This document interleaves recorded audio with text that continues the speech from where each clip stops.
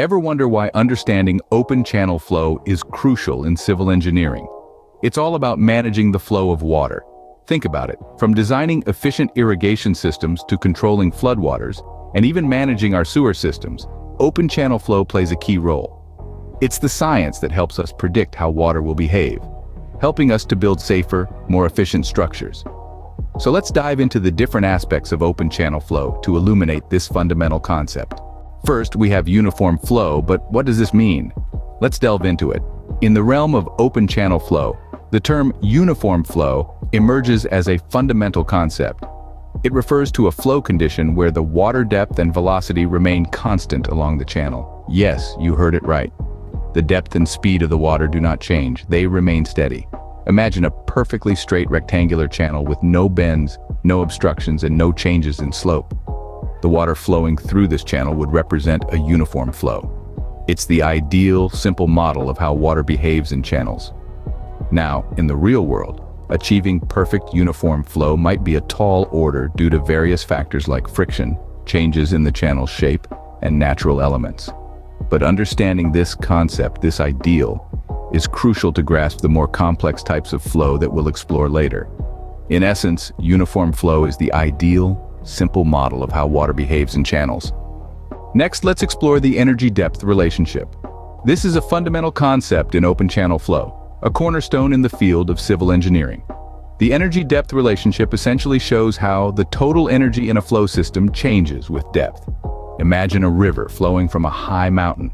As the water moves down, it's not just moving horizontally, but also vertically.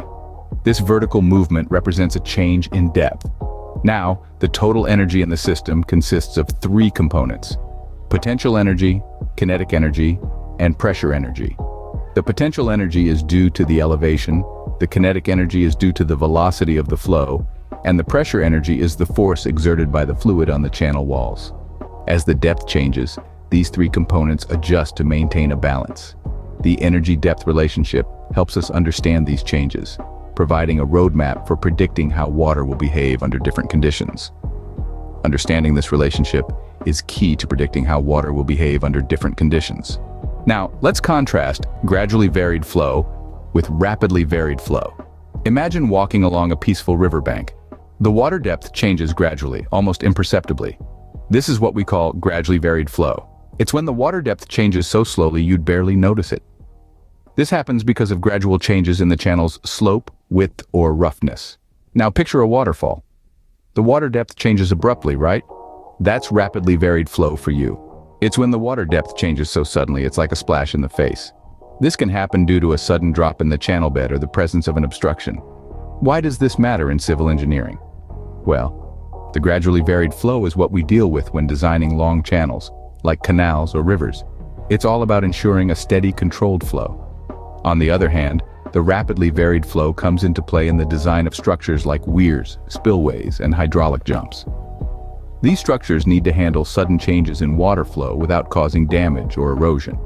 So, whether it's a quiet river or a roaring waterfall, understanding these flow variations is crucial in engineering. It's all about finding the balance between the forces of nature and the needs of society. These two types of flows present unique challenges and opportunities in civil engineering design. Lastly, we'll tackle surges. Imagine a peaceful river suddenly swelling with water. This abrupt change in water level is what we call a surge. They are dramatic and often unpredictable, resulting from rapid shifts in flow conditions. Think of surges as the adrenaline rushes of the open channel flow world. They're not just idle fluctuations in water level. These changes can be triggered by a multitude of factors, such as a sudden downpour or the rapid release of a dam's gate. Surges can create powerful waves, and in extreme cases, they can lead to devastating floods. This is why understanding surges is crucial for civil engineers. They need to predict and manage these sudden changes to protect our communities and infrastructure. In essence, surges are a stark reminder of the dynamic nature of open channel flow. They emphasize the importance of careful management and the need for robust design strategies. Surges remind us of the dynamic nature of open channel flow and the need for careful management. To sum up, we've journeyed through the fascinating world of open channel flow today. We've unpacked the significance of this concept in civil engineering, delved into the uniform flow, and explored the intricate energy-depth relationship. We've also navigated the complexities of gradually varied flow and rapidly varied flow, and finally, braved the turbulent waters of surges. Understanding these concepts equips you to tackle the fluid dynamics of open channel flow in civil engineering. Keep exploring, and remember, every drop counts.